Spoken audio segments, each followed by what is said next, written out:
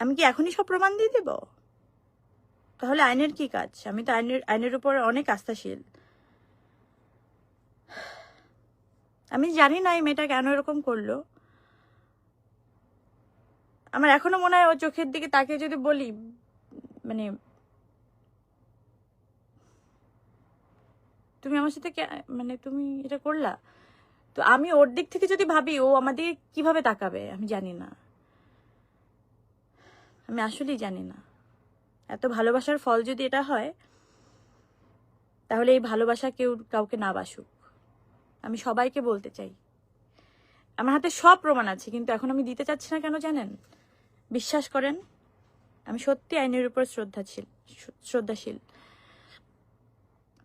I am sorry, আমি এই ফার্মলিং করার জন্য আমি তো এসবের জন্য প্রস্তুত ছিলাম না।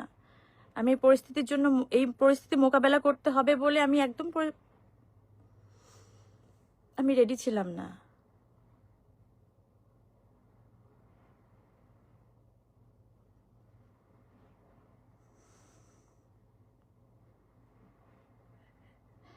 এত মিডিয়া ট্রায়াল বন্ধ করে দেন।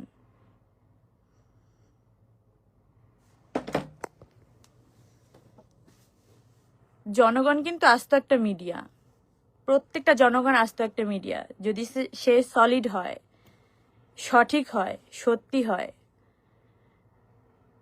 এসব স্টাম্প মারা মিডিয়ার দরকার হয় না।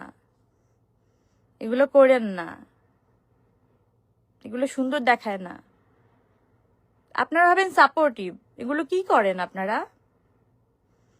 একতরফা এগুলো করেন না। করলে সব দিক থেকে করেন, প্রমাণের জন্য ওয়েট করেন। আমার বাসার নিচে এসে ওয়েট করতে হবে কেন? আমি আপনাদেরকে নক দিব। ওই মেয়ে, আমি আপনাদেরকে কয়বার নক দিছি? ওই মেয়ে যে এতবার নক দিছে, এত মানুষদেরকে কিভাবে হায়ার করলো? আপনাদের নাম্বার কিভাবেও পেলো? নাকি আপনাদেরই গরজ? নাকি হাতে এস লেখা বলে আপনাদেরকে একটু বলদ ফলদ বলেছিলাম বলে আপনাদের গায়ে লাগলো? তো বলদের প্রমাণ দিয়ে দিচ্ছেন। আপনারা আসলেই বলদ, সলিড বলদ। আপনারা আপনারা গোবর, আপনারা পিচাস।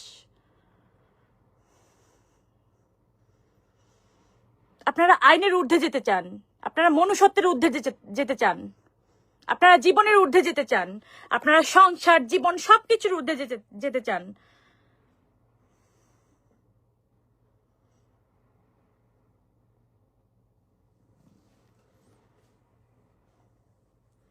হিসাব কিন্তু একদিন দিতে হবে আপনাদের। হ্যাঁ, মিলাই নিয়েন ভাই, বাইচা থাকতে মিলাই নিয়েন।